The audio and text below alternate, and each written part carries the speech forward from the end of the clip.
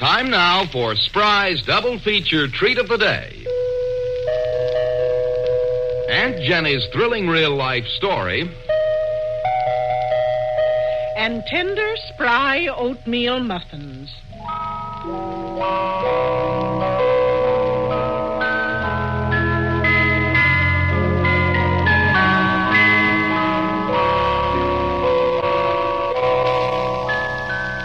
Good morning, folks. Welcome to Spry Time here in Aunt Jenny's kitchen. And it's leftover Monday again, isn't it, Aunt Jenny? Right, Danny. I've assembled what's left over from our Sunday dinner. And with delicious, nourishing, spry oatmeal muffins, there'll be just enough. Land sakes, how good hot bread does fill out a meal. Oh, you bet. And how light, tender, golden, spry hot breads do round out enjoyment and add energy to a meal, too. Now, folks, try Aunt Jenny's swell, spry oatmeal muffins. You'll find them extra easy to make with soft, creamy spry. Ladies, that's because it's not necessary to melt spry. Just cut it in, and you'll be delighted how quickly amazing spry blends with your other ingredients. Why, you'll say muffins made with pure all-vegetable spry are extra delicate in flavor, too. You get all the good nut-like flavor of the rolled oats and never the slightest off flavor, because spry's the shortening that's tops in purity and blandness. And in these days, when every ounce of food is so urgently needed, we can't afford expensive, wasteful failures. So, ladies, rely on spry and be sure that every bit of food you bake or fry will be eaten and enjoyed. Right. Now, folks, be listening after the story for Aunt Jenny's tip on making delicious spry oatmeal muffins. They're swell for breakfast and plenty good as a dessert bread. Well, Aunt Jenny, we've already heard how Eric Gibson, the famous illustrator and painter, had discovered a strange shadow in the eyes of innocent, sheltered Lynn Cotter while painting her portrait for a magazine cover. And Lynn had confessed that her Aunt Matilda had told her that her father had died insane. And it was a great blow to Eric, because Lynn refused to marry him after what she'd learned. And Eric, deeply in love with Lynn, had decided to find out if Matilda Cotter had told the truth. He traced Lynn's father back to the nursing home where he had died 10 years ago. One more step up that fence and I'll blast your leg off. I've got to see Matilda Cotter. You heard me? Put that gun down, Jode. You can't threaten me. You're trespassing. You seen the sign, now get. I warn you, put that gun down. And I'm warning you, young fella, you get and get fast. Or by thunder, I'll fix you so you can't get. All right, I'll go. But I'll be back with the authorities. Dirty troublemaker. If I never let you set foot in the place, we'd had no misery. Now, look, Jode. I don't know what part you're playing in all this, but I'm telling you now it's getting dangerous. Because I know the whole story, and I'm going to tell Lynn, and nothing's going to stop me. She's been told, and it near broke her heart because of the likes of you. Now get, my finger's getting mighty itchy. Lynn's been told a lie, Jode.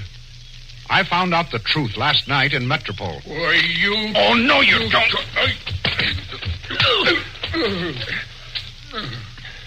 I told you not to raise that gun. Now, get up. I'll get you for this if I die trying. I said get up. Now, you get back up to the farm and tell Miss Matilda that I went to the Hampton nursing home last night, and I know the real cause of Frederick Cotter's death. I'm not going to enter here illegally now. But you tell her I'll be back, and soon. What you hinting at? You know what I'm talking about. No, wait. Come back here. I tell you I want to know.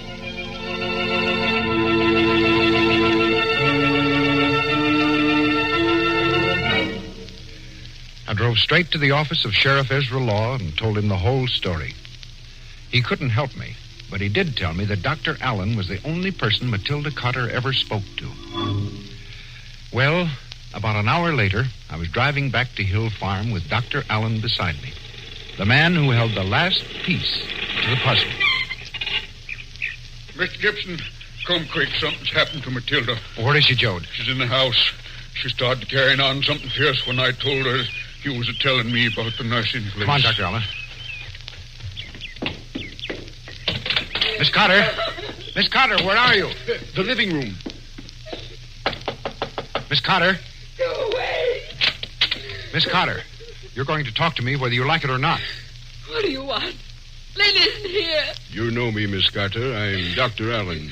I treated you for migraine headaches a few months ago. What do you want? This boy came to me with a story that has to be cleared up.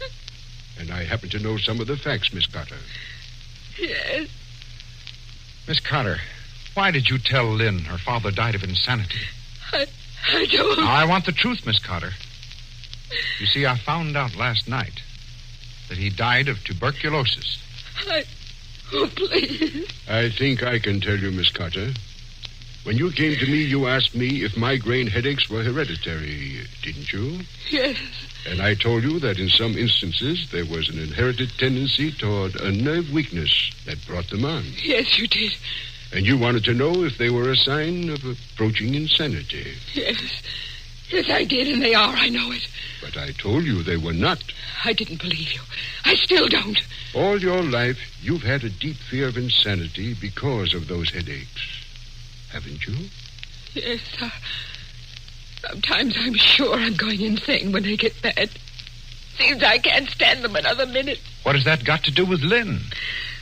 I was trying to protect her. Do you still maintain that her father was insane? No, he wasn't. That's all I wanted to know. Where's Lynn? I'm going to tell her the truth. Wait. Let me tell her, please. If she ever finds out what I did, she'll hate me for the rest of her life. I'd lose her forever. I've been wrong, and I want to repair the damage I've done to Lynn if I can. What do you think, Dr. Allen? I think it would be best for Miss Carter to tell her it was all a mistake. If all you've told me of Lynn's innocence is true, she shouldn't have her faith shattered in her aunt. Now, you understand, Miss Carter, this is not for your sake, but for your niece. Yes, I know. I don't deserve to be let off so lightly. But, Mr. Gibson, I swear to you I did it because I loved her. Not for any other reason. I wanted only to shelter her from harm.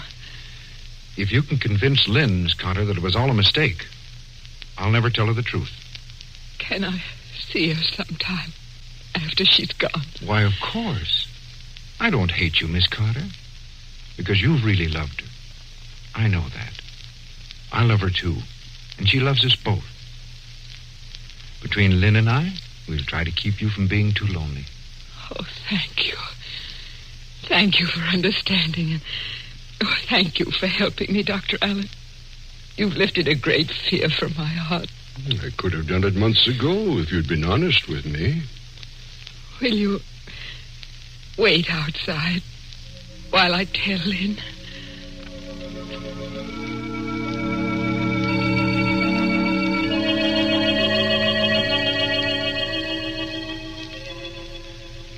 Now, Eric, I tell you, nothing's going to happen to that girl. Not now. But I'm afraid for her, Doctor. What if her aunt tells her another lie? Oh, you're all off, my boy. Matilda Carter didn't know she was lying. To herself, she thought she was telling the truth. Because Matilda Carter for years has feared insanity and believed she would go insane from those headaches. So she thought she was only juggling the truth a little in what she told Lynn. Dr. Allen, is there any chance that Matilda Carter might go insane? Oh, no, Eric. That's just a fear a great many people have when they're emotionally overwrought. Oh, poor old woman. I can't help feeling sorry for her. Sounds almost like battle fatigue. There are many kinds of battles, my boy, many kinds. Eric? I reckon that's my cue to go sit in the car. Lynn, darling. Eric, Aunt Matilda told me I'm free. There was nothing at all wrong with my father. No, darling. Oh, it's like my dream. Like my little girl dream all come true. Just like Daddy said it would. In my dream, too, Lynn. Look at me, darling. Your eyes are as clear as crystal again. That shadow's gone. Can you finish painting the picture now, Eric? Yes, darling. And then you'll take me away? Yes. But I'm afraid that it won't be like your dream. My white horse is a jeep. And my castle is, well, maybe a little home here in Littleton. where we can be close to the country and sky and trees. And I can come see Aunt Matilda and Jode. Poor old Jode. Why poor old Jode? I thought you were afraid of him. Not anymore. That night that Aunt Matilda told me about my father, he was out on the back steps, crying because I had to be told.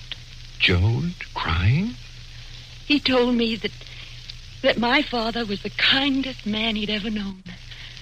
At last you're friends with the fox.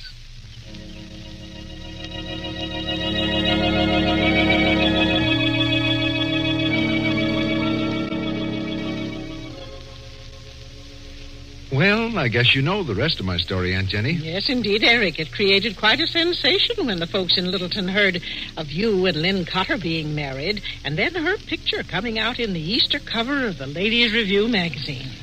Well, Aunt Jenny, I've certainly enjoyed visiting you and Calvin this evening, and I want to thank you for listening to my story. I better run along now and pick up my wife. She's out visiting her Aunt Matilda and Jode.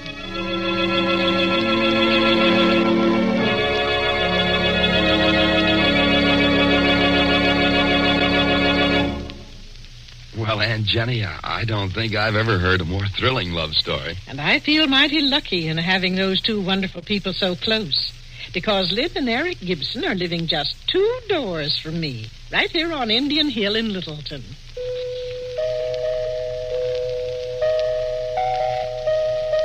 Well, now, Aunt Jenny, how about those tempting, spry oatmeal muffins? Well, they are wonderfully delicious. And, ladies, they help save precious wheat flour. Now, to make them, just use your favorite oatmeal muffin recipe. And to give the muffins an extra good nut-like flavor, toast the rolled oats in a moderate oven about 10 minutes before mixing. Folks, try a batch and see how temptingly tender and delicate muffins are when they're made the spry way. Say, every crumb will be eaten with relish and never a bit wasted. Yes, that's right, ladies. And we must avoid waste. You know, it's a startling thing to know that the bread wasted in our country would actually give 2.5 million starving people in Europe and Asia 3/4 of a pound of bread a day. But delicious hot breads made the spry way never go begging. So, folks, don't take chances on food-wasting failures in any of your baking and frying. A tested spry recipe and new spry give you the magic combination for success in all your cooking. Look for tested recipes for delectable hot breads, pies, cakes, and fried foods on the spry labels. Try those recipes and see if your cooking doesn't bring you praise and compliments galore. And, ladies, if your grocer can't supply you with spry the first time you ask, we're sure you'll ask again. Remember, no other type of shortening gives you spry's magic cake improver secret. It's a bonus. For all you bake and fry, rely on spry. And now, Aunt Jenny, have you a golden thought for today? Yes, Danny. Calvin read these lines to me last night. To look fearlessly upon life, to accept the laws of nature not with meek resignation, but as her sons who dare to search and question, to have peace and confidence within our souls, these are the beliefs that make for happiness. Splendid, Aunt Jenny. Folks, we'll be expecting you back with us tomorrow for Spry's double feature treat of the day. Aunt Jenny's thrilling real-life story. And a grand treat for lunch or supper, salmon or tuna in spry cream sauce on hard rolls.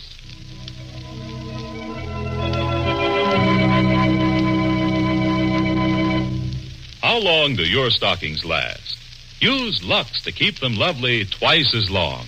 Strong soap or cake soap rubbing weakens elasticity, invites runs. With Lux Care, stockings don't pop in the runs nearly so quickly. Last twice as long, strain tests show. If your dealer's out of Lux, try again soon. Lux cuts down needless runs.